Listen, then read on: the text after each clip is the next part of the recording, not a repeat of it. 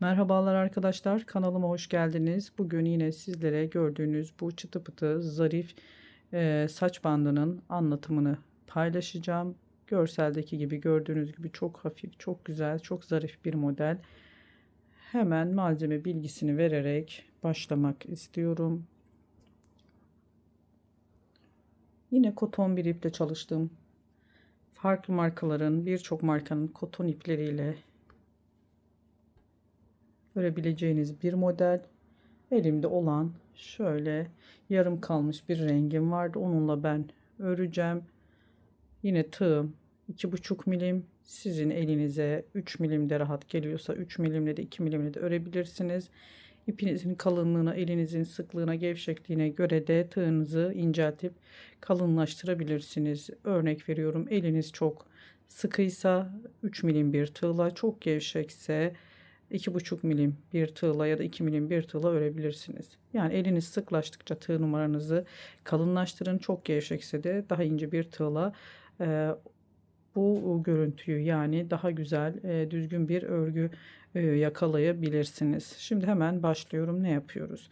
Benim elime genelde bu koton iplerini 2,5 milim tığla güzel örüyorum. Çok örgümün geniş durmasını da istemiyorum. Çünkü elim ne çok sık ne çok gevşek. İdeal bir sıklıkta olduğu için de elime rahat gelen tığ numarası budur arkadaşlar. Yoksa illa 2,5 milimle öreceksiniz diye bir kaide kural yok. Öncelikle 1, 2, 3 zincir çektim.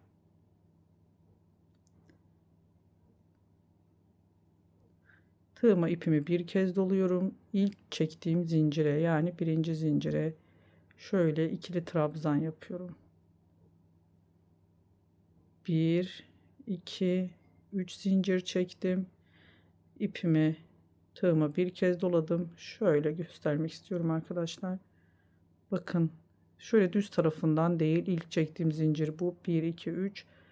Hemen çevirip şu arkada kalan tek dalına yine ikili trabzan yaptım. 1, 2, 3 zincir çekiyorum. Bakın, hiç düz tarafını çevirmiyorum. Şu şekilde ilk çektiğim zincirin arkada kalan tek dalına ikili trabzan yapıyorum. 1, 2, 3 zincir çektim. Çevirmeden, normalde ön tarafı şöyle alırdık zincir içerisinden, çevirmeden şu arkada ilk çektiğimiz zincirin tek dalına batarak ikili trabzan yapıyorum. 1, 2, 3 zincir çektim. Yine aynı işlemi uyguluyorum. 2 seferde çıktım, ikili trabzan. 1, 2, 3 zincir çektim. İpimi tığıma bir kez doluyorum. İlk çektiğim zincirin şöyle göstermek istiyorum. Bakın, arkada kalan tek dalına ikili trabzan yapıyorum. Bu şekilde bakın, minik böyle tomurcuklarımız ya da yapraklarımız, ne söylüyorsanız, 33 tane bunu tekrarladım arkadaşlar. 33 adet bu yapraklardan yaptım. 1, 2, 3, 4, 5, 6. 6 tane yaptık şimdiden. 3 zincirle bu şekilde 33 tane olana kadar örüyoruz. Bunu 33 tane tekrarlayalım. 33 kez, sonrasında devam edelim. Evet, şimdi bakın, 33 tane yaptık. Bu küçük minik yapraklarımızdan hemen ne yapıyorum? Şimdi sıra hemen burada, yanındaki ilk, yani en son yaptığımız yaprağımızın tam ortasına kaydırma ilmeğiyle geçtim. 3 zincir çekiyorum. Tığıma ipimi bir kez doladım ve burada 3 seferde çıktığım trabzanlarımızı yapacağız. Tığıma ipimi bir kez doluyorum ama 3 seferde çıkıyorum. Arada 2 zincir çektim. Yine tığıma ipimi bir kez dolayıp aynı yuvaya önce bir ilmek çıkıyorum, sonra 2, sonra kalan 2'yi çıkıyorum. Yine bir kez doladım. Yine aynı yuvaya bir çıktım, 2 çıktım, 2 çıktım. Bakın, bu şekilde trabzanlar oluşturacağız. Hemen ne yapıyoruz? Şimdi bir zincir çektim ve bir tane atlıyorum. Şu aradaki yaprağımızı sıradaki diğer yaprağımızın tam ortasına Yine aynı, bir çıktım, iki çıktım, iki çıktım.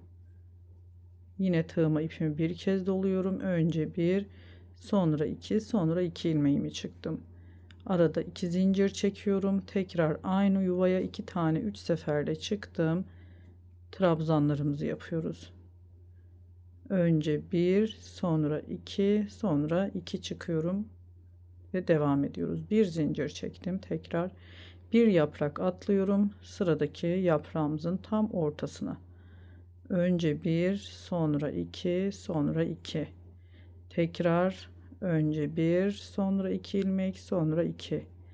Arada iki zincir çekiyorum. Yine aynı yere iki tane 3 seferde çıktığımız trabzanlarımızı yapıyoruz.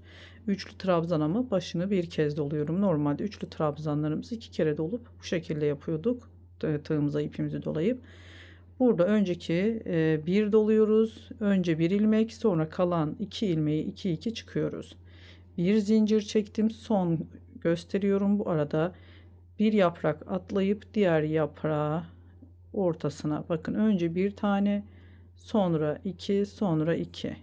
Tekrar tığıma bir kez doladım. Önce bir ilmek çıktım, sonra iki, sonra iki. Arada iki zincir çektim. Aynı yuvaya yine iki tane üçlü 3 seferde çıktığımız trabzanlarımızı yapıyoruz. 1 2 3. Bu şekilde sonuna kadar devam edelim. Şöyle bir şey söylemek istiyorum. Eğer ki daha büyük, daha küçük olsun istiyorsanız, şimdi ben şu dilimlerimi, yani kelebek görüntüsünü oluşturuyorum. Fiyonklarımızın her bir fiyonk bu şekilde olacak. Yani 33 tane şöyle tomurcuk küçük yaprak yapmıştık ya, 33 tane olmayacak. 33 tane, bakın, aralarda birer tane yaprak atlayarak toplamda kaç yaprak motiften oluşacak bu? Kelebekten 1, 2, 3, 4, 5, 6, 7, 8, 9, 10, 11, 12, 13, 14, 15, 16, 17. 17 tane kelebek motifinden oluşacak bizim bu saç bandımız. Siz küçük büyük yapmak isterseniz daha küçük çocuklar için de şu ilk yapraklarımızın sayısını azaltarak yapacaksınız ki az oldukça bu kelebekli motiflerimiz de azalacaktır. Ama tek sayı olarak yapmanız lazım. Örnek veriyorum, 33 değil de bir tane kelebek eksik yapmak istiyorsanız 17 kelebek üzerine olacak bizim bu saç bandımız. 16 istiyorsanız 33 yapraktan değil, ilk başlangıçta 31 yaprak olacak. 15 kelebek istiyorsanız 31 değil 29. Yani hep 2 yaprak eksik yaparak ya da 2 yaprak fazla artırarak büyütebilirsiniz. Örnek veriyorum, 17 kelebek değil de 18 kelebek istiyorsanız bir tane daha fazla yapmak 33 değil 35 tane olacak. Şu alttaki yaptığımız minik yaprakların sayısı. Bu şekilde arttırmalarınızı yapacaksınız ya da eksik yapacaksanız arkadaşlar, bunu söylemek istedim. Şimdi sonuna kadar toplamda 17 tane bizim bu kelebekli motiflerimizin ilk sırası olacak. Son sıraya da yapacağız. Buraya kadar örelim. Sonrasında yine birlikte örmeye devam edelim. Evet arkadaşlar, sonuna kadar geldim. Bakın, son yuvaya yaprak arasına yaptım. Şimdi burada bir zincir çekiyorum. Motifimi yaptıktan sonra aynı yere yine bir üçlü trabzan, iki zincir çekiyorum. Yine aynı yere bir üçlü trabzan daha, bir zincir çekiyorum. Tekrar bu şekilde, bakın, devam ediyoruz. Yani bir, iki zincirlik yuvamız, üç zincirlik. Şimdi sırasıyla hemen trabzanlarımı yine yapıyorum. Sadece arada şu iki tane trabzanımız oldu. Birer zincirle oluşturduk. Tam iki trabzan arasında iki zincir çektik. Ve şimdi bu tarafta karşı tarafa şu ipimi de arada yürütüyorum.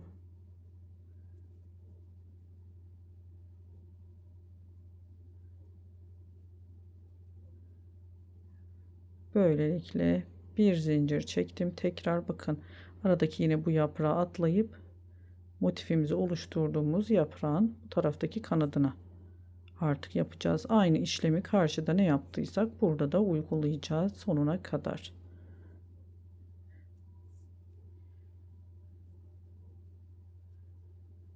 Bir zincir çektim. Hemen atlıyorum. Sıradaki kelebek motifimizi oluşturduğumuz yuvaya. Bakın. 2 zincir çektim. Tekrar aynı yuvaya 2 tane daha üçlü trabzan başını bir kez doluyorum. 3 seferde çıkıyorum. Bir zincir çektim. Yine sıradaki motifime atladım. Aradaki bu yapraklar kalıyor. Sonuna kadar devam edelim arkadaşlar, yine birlikte örmeye. Evet, son motife geldik. Yine 2 trabzan, arada 2 zincir, 2 trabzan, bir zincir, aynı noktaya yine başta ne yaptık? Ortada tam tepe noktasında bir trabzan, 2 zincir, yine aynı bir trabzan yapıyoruz. Bir zincir çektim. Bakın bu ilk başta çektiğim 3 zincir tepesine şu kısma sabitleyeceğim arkadaşlar. Evet. Tam tepe noktamızı oluşturduk. Şimdi burada ne yapıyoruz? Hemen yanındaki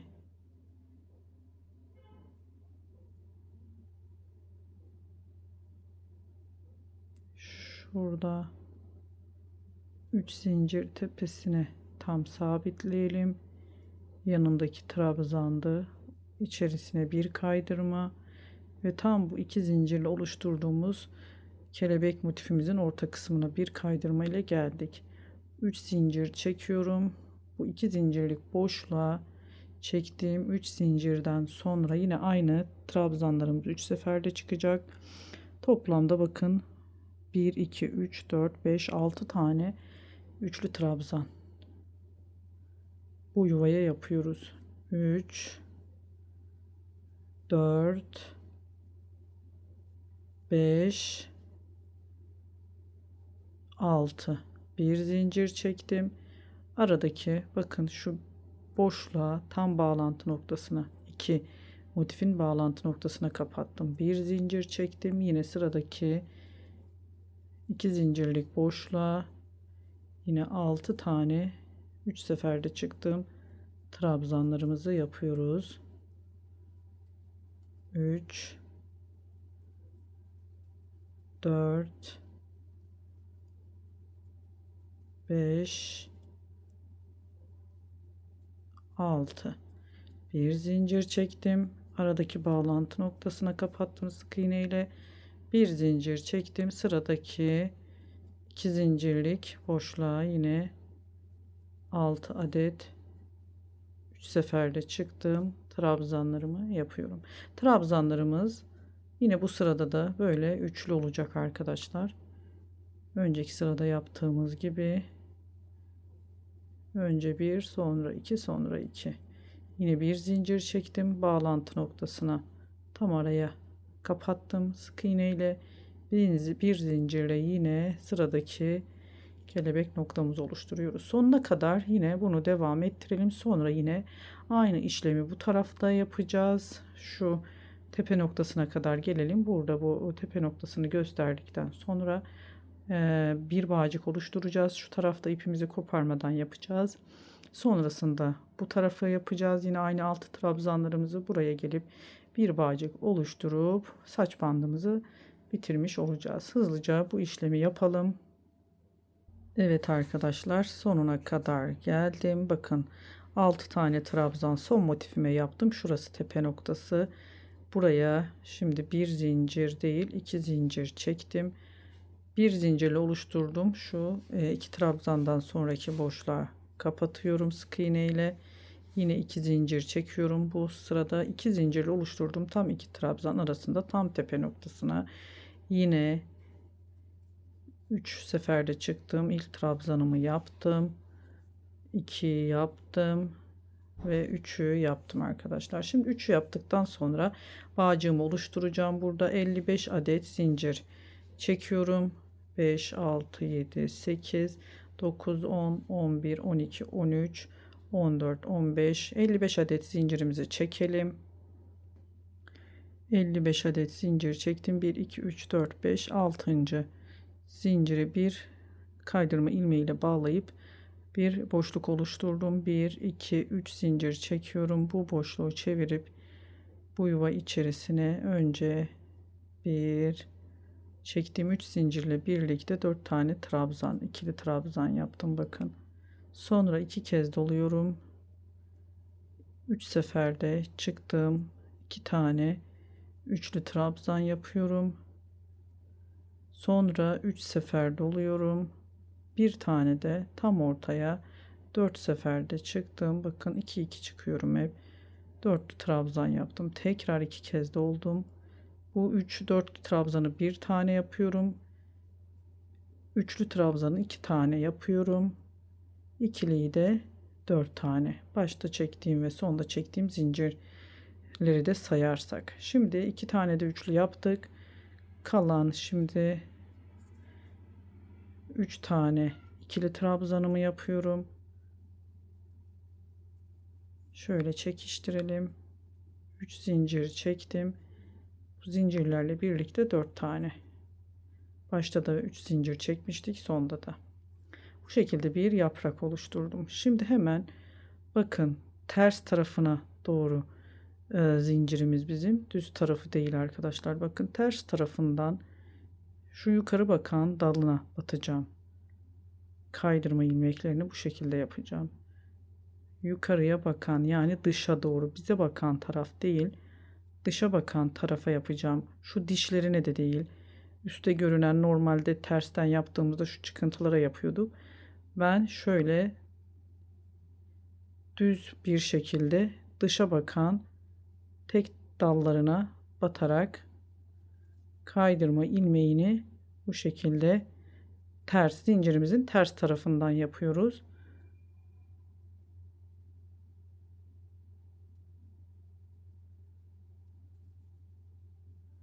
Bu şekilde bir tık daha farklı bir görüntüsü oldu. Gördüğünüz gibi net bir şekilde şu dışa bakan tek dallarına batıyoruz.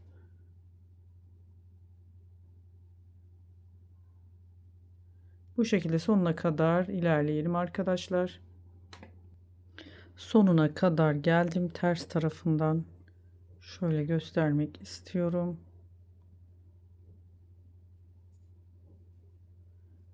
Ve burada bakın ters tarafı olduğu için çeviriyorum. Hemen saç bandımızın düz tarafını devam ediyoruz.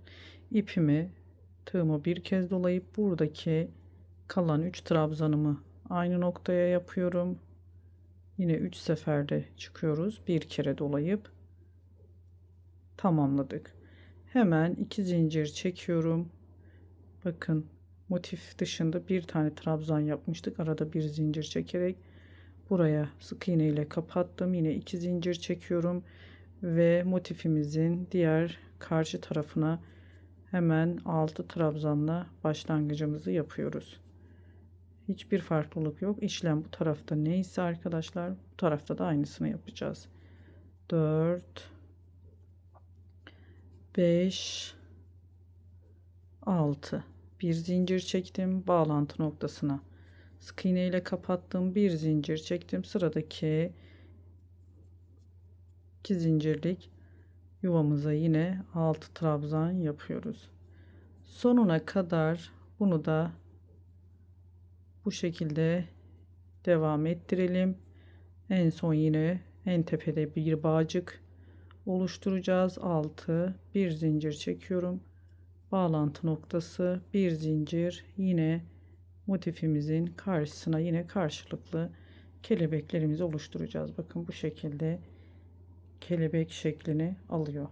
Hemen sonuna kadar devam ettirelim arkadaşlar. Burada yine aynı burada yaptığımız bağcığı yapacağız. Buraya kadar gelelim, tekrar o kısmı sizlerle birlikte öreceğiz. Evet, son yaprağımızın bakın karşılıklı 6 trabzan yaptık.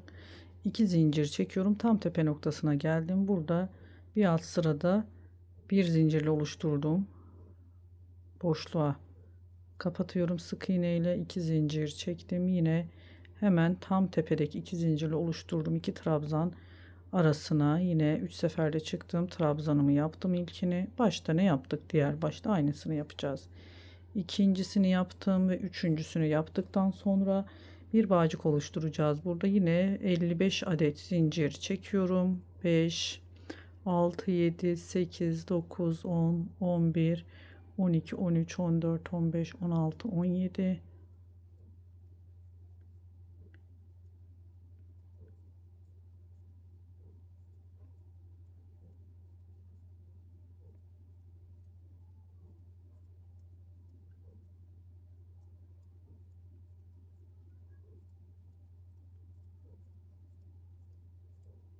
55.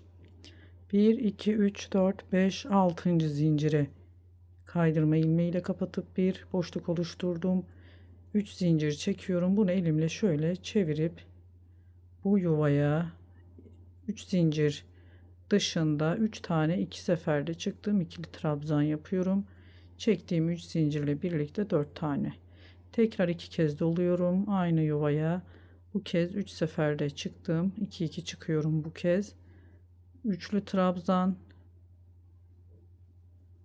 2 tane yaptım.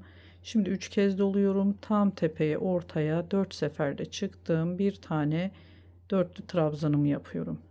Yine 2 sefer doluyorum. Yanına yine 2 tane üçlü trabzan. 2 ve son olarak yine 3 tane ikili trabzan yapıyorum. 3 zincir çekip aynı yuvaya kaydırma ilmeğiyle kapattım. Bir yaprak oluşturdum. Hemen ters tarafı zincirimizin şöyle dışa bakan bakın dallarına batarak ters tarafından arkadaşlar bakın düz tarafı değil. Bize ters tarafı dönük bu tek dallarına batarak kaydırma ilmeği yaparak aşağıya kadar iniyoruz ve saç bandımızın sonuna gelmiş olacağız. Bunu aşağıya kadar devam ettirelim. Evet, sonuna geldim. Bakın çevirdim tekrar tersine. Kaydırma ilmeğini tersten yaptığımız için şimdi düz tarafını çevirip buraya 3 tane trabzan öreceğiz. Şimdi şöyle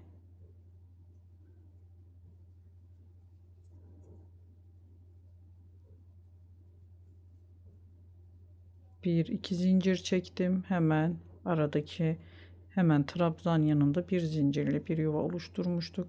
Bir zincirlik bir boşluk, 2 zincir çekiyorum. İlk başladığım 3 zincir tepesine kaydırma ilmeğiyle kapattım. Bir zincir çekiyorum ve burada ipimi kesip temizleyeceğim. Bakın saç bandımız tamam. Bu şekilde bir ütü yapacağım. Diğerini ütülediğim gibi hemen videonun kapanışı için tekrar birlikte olacağız. Evet arkadaşlar, tamamladım. Ütümü de yaptım. Bu şekilde şahane çıtı pıtı bir saç bandı elde ettik. Nasıl ütülediğim için de çokça sorulan sorular vardı. Bandanalarımı nasıl ütülediğimi. Özellikle bir bandana vardı. Onun eğimli olan bir bandanaydı. Uç kısmı baş tarafa gelen kısmı. Onunla ilgili de kısa bir video çektim. Bu video sonrası onu da yükleyeceğim. Merak edenler, nasıl ütülediğimde merak edenler kısa olan o videoda izleyebilir. Bu şekilde bir videonun daha sonuna geldik. Başka bir videoda görüşmek ümidiyle. Hoşça kalın. Allah'a emanet olun.